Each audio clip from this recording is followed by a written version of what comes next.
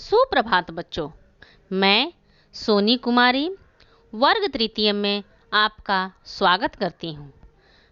बच्चों, आज मैं आप सबके समक्ष हिंदी व्याकरण लेकर उपस्थित हूँ, जिसमें हम संज्ञा का अभ्यास कार्य करेंगे। संज्ञा जो हमने पिछले वीडियो में पढ़ा है। तो बच्चों, हमने जाना कि नाम को संज्ञा कहते हैं, चाहे वो व्यक्तियों के नाम हो, वस्तु के नाम हो, स्थान आदि भाव के भी नाम हो, उन्हें हम संज्ञा कहते हैं। संज्ञा के भेदों के बारे में भी हमने पढ़ा, उनकी परिभाषाओं को भी पढ़ा। संज्ञा के भेद 3 हैं: व्यक्तिवाचक संज्ञा, जातिवाचक संज्ञा और भाववाचक संज्ञा। अब हम अभ्यास कार्य की ओर बढ़ते हैं। पहला प्रश्न है, नीचे लिखे वाक्यों में संज्ञा शब्दों पर गोला लगाओ तथा उन्हें दिए गए स्थानों पर लिखो। तो बच्चों, इस प्रश्न में व्यक्ति, स्थान, वस्तु, भाव के नाम दिए गए हैं, जिन्हें हमें चुनकर लिखना है। मैं जयपुर में रहता हूँ, इसमें जयपुर संज्ञा है। रेखा मेरी बहन है, इसमें रेखा संज्ञा है। गरीबों पर दया करो, गरीब और दया ये दोनों संज्ञा है। दया भाववाचक संज्ञा है। गीता रोटी बना रही है, इसमें गीता और रोटी दोनों ही संज्ञा है। किसी से घृणा मत करो, घृणा भाववाचक संज्ञा है। बच्चे पतंग उड़ा रहे हैं, इसमें बच्चे और पतंग दोनों ही संज्ञा है। आज बहुत गर्मी है, इसमें गर्मी संज्ञा है, जो कि भाववाचक संज्ञा है।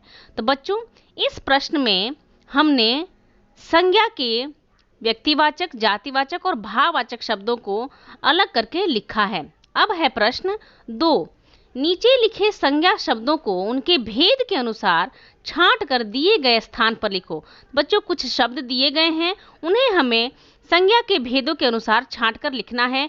व्यक्तिवाचक संज्ञा, जातिवाचक संज्ञा और भाववाचक संज्ञा में उन्हें लिखना है। तो व्यक्तिवाचक संज्ञा में शिवाजी, पटना, शीला, रंजना ये व्यक्तिवाचक संज्ञा है, जो कि विशिष्ट व्यक्तियों के लिए आते हैं। अब है जातिवाचक संज्ञा, इसमें संपूर्ण जाति का बोध होता है।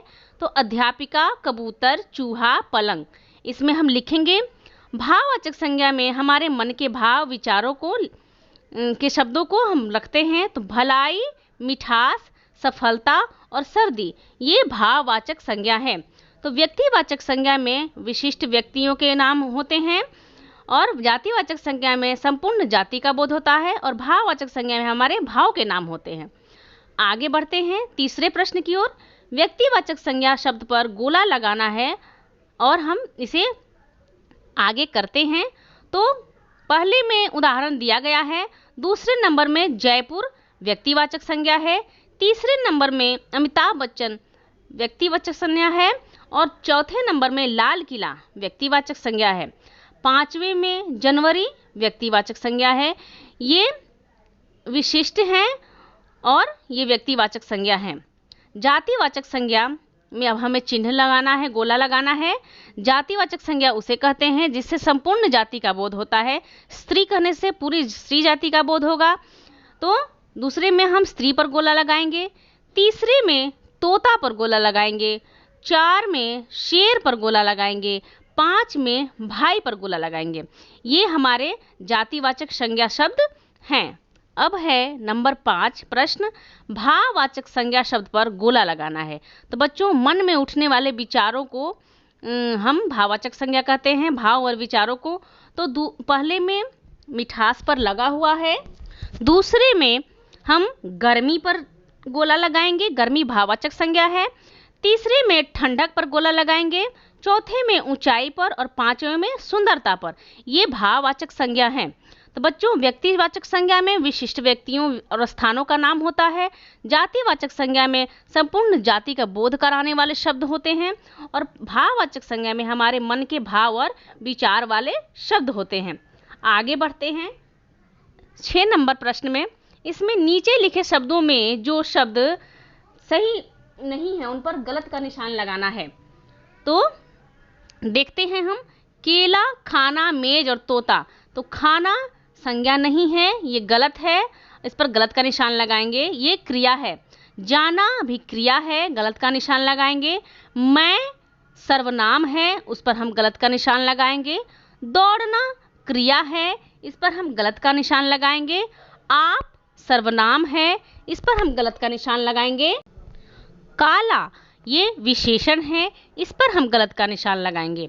कूदना क्रिया है, कूदना पर गलत का निशान लगाएंगे। पढ़ना भी क्रिया है और पढ़ना पर भी हम गलत का निशान लगाएंगे। तो बच्चों उसमें हम इस प्रश्न में हमने जो शब्द संज्ञा नहीं है उन पर निशान लगाया गलत का। अब आगे बढ़ते हैं, 7वां प्रश्न है, सही संज्ञा शब्द छांटकर वाक्य को पूरा करो। शब्द दिए हुए हैं विकल्प, इन्हें हमें चुनकर सही जगह पर भरना है जिससे कि वाक्य हमारा सही हो। तो पेड़ पर कौन बैठा है? तोता बैठा है। यह कौन सुंदर है? तो बगीचा बहुत सुंदर है। अजय और रमन में मित्रता है। 4 नंबर जो हमारा प्रश्न है उसमें क्रिकेटर कौन है? तो सचिन तेंदुलकर हैं। अन्न कौन उपजाता है? तो किसान भरेंगे। विद्यालय में अध्यापक ही पढ़ाते हैं तो इसमें विद्यालय भरेंगे। 7 नंबर में क्या सफलता की कुंजी है? तो परिश्रम सफलता की कुंजी है। और आगरे में क्या है? ताजमहल। तो ताजमहल आगरा में स्थित है तो इसमें हम आगरा भरेंगे। तो बच्चों ये हमारा अभ्यास कार्य खत्म होता है। उम्मीद करती हूँ आपने संज्ञा को अच्छे से पढ़ा और जाना और आपके ये काम आएगा अभ्यास कार्य। और बच्चों इस वीडियो के द्वारा पढ़ाई करिए और अब धन्यवाद। बच्चों दूसरे वीडियो के साथ मैं आप सबके सामने पुनः उपस्थित होंगी। तब तक के लिए धन्यवाद।